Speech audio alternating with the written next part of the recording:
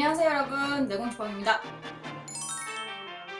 자, 오늘은 제가 1월에 읽은 또 다른 책인 바른마음이라는 책의 리뷰를 한번 해보려고 합니다. 이 책이에요.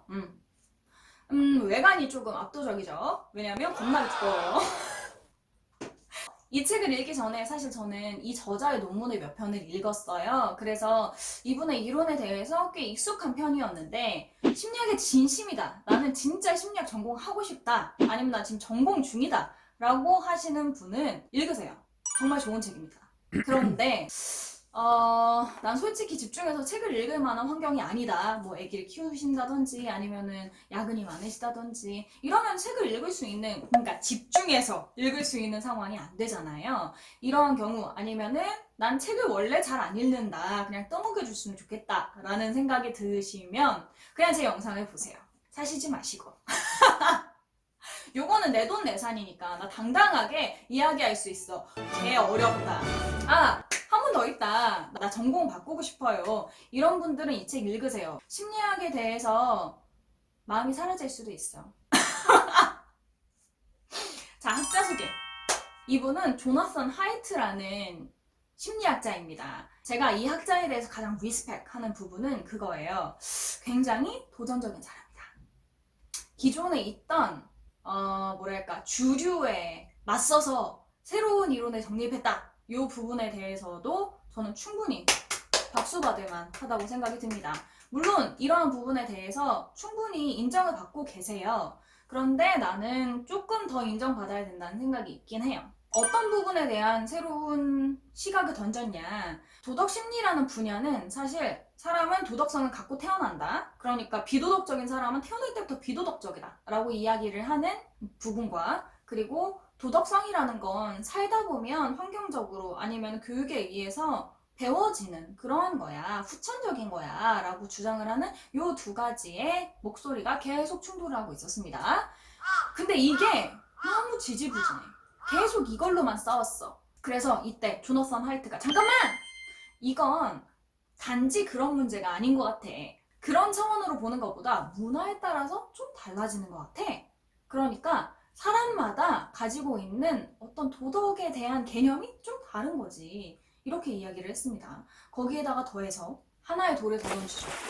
기존의 사람들이 도덕적인 판단 혹은 다른 판단을 할 때 인간을 되게 합리적인 존재로 봤어요. 그래서 머릿속으로 생각을 하고 결정을 한다는 거지. 근데 이 조나선 하이트는 뭐라고 했냐면, 야, 사람은 직관적으로 결정을 하고 그거에 사회적으로 뭔가 받아들여질 만한 이유를 후에 찾는 것 같아.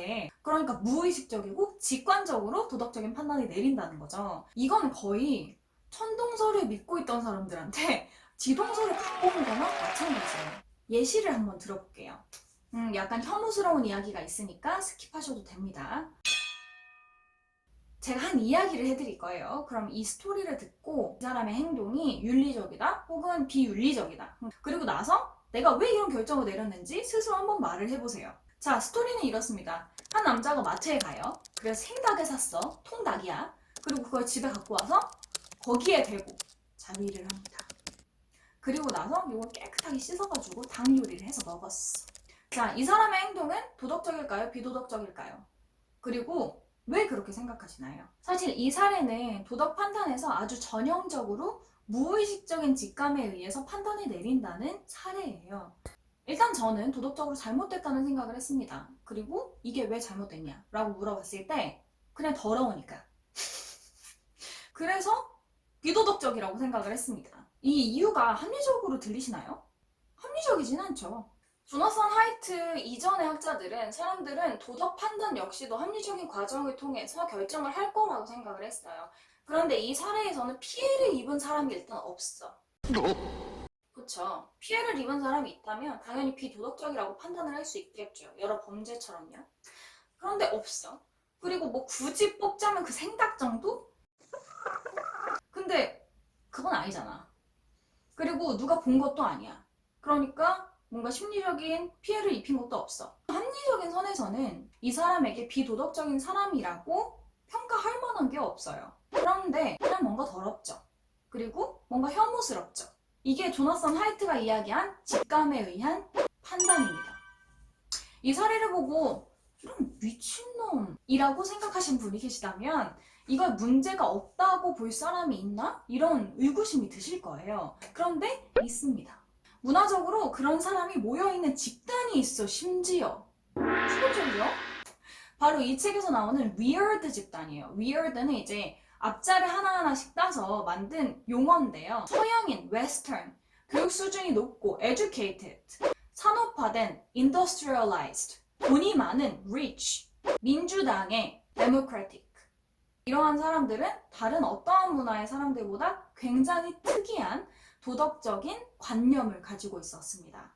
이 사람들이 생각하기에 도덕과 비도덕을 나누는 가장 중요한 하나, 타인에게 피해가 있느냐 없느냐. 이게 너무나 큰 비중을 차지하고 있어요.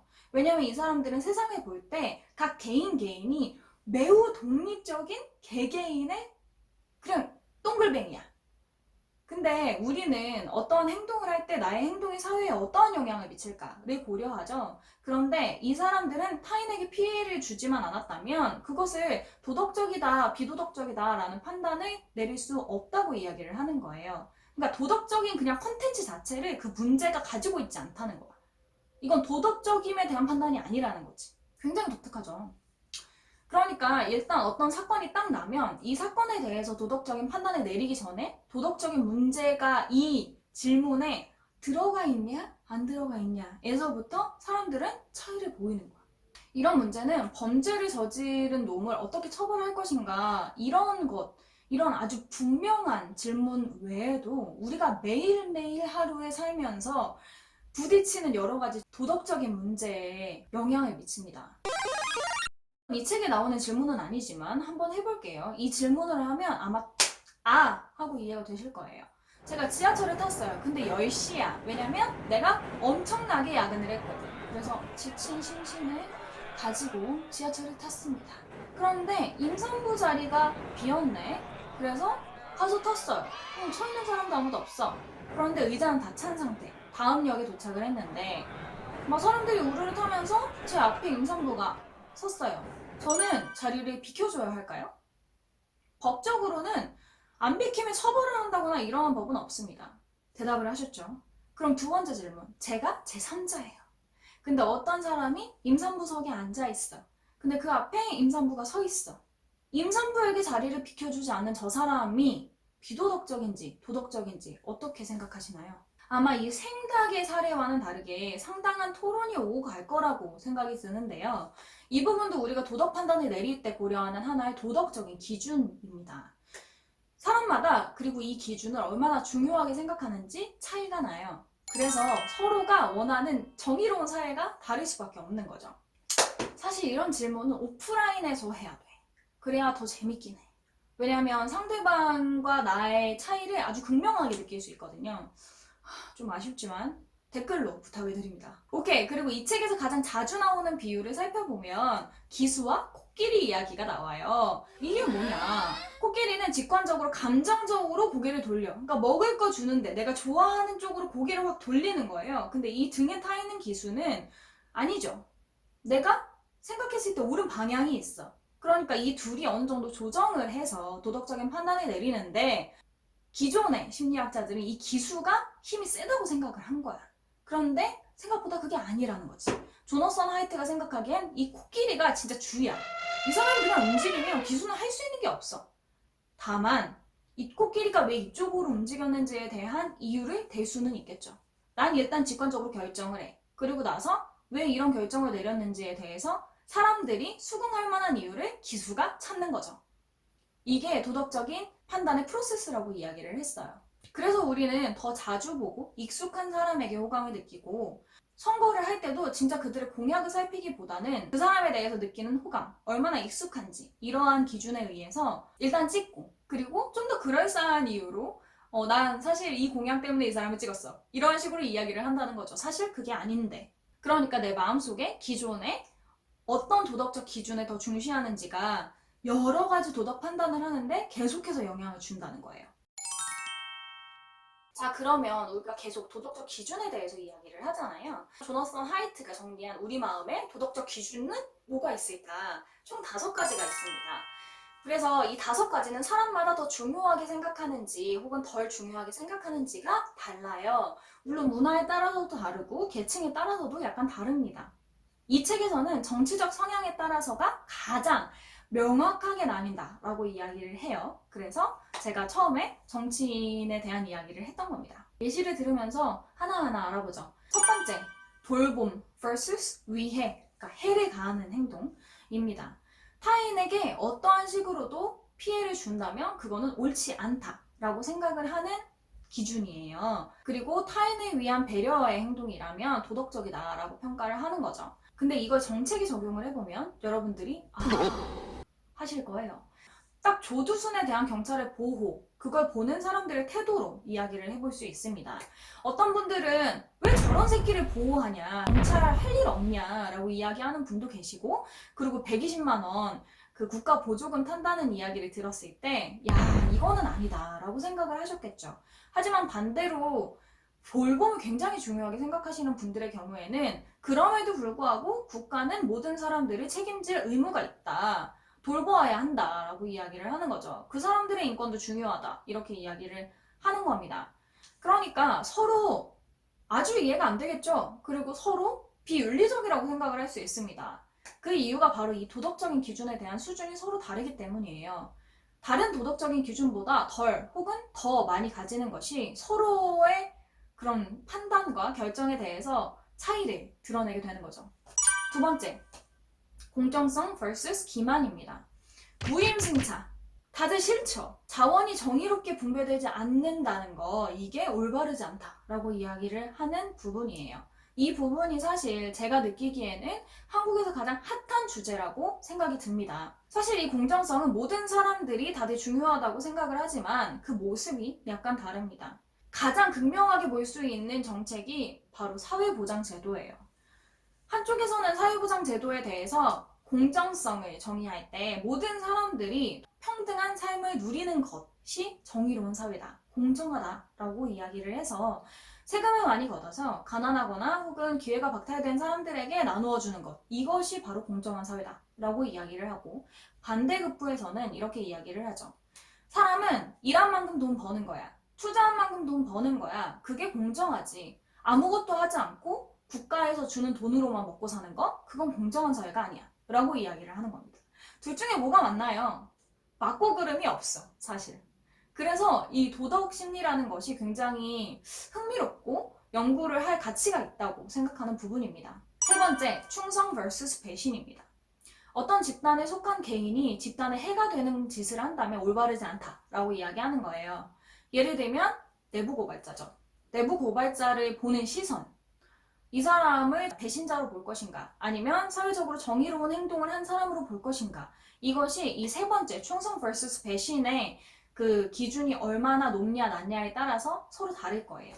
네 번째, 권위 vs 무질서입니다. 어떤 사회의 위계 질서를 무시하고 마음대로 전복을 하면 올바르지 않다. 이 권위를 중요하게 생각하시는 분들은 이런 거예요.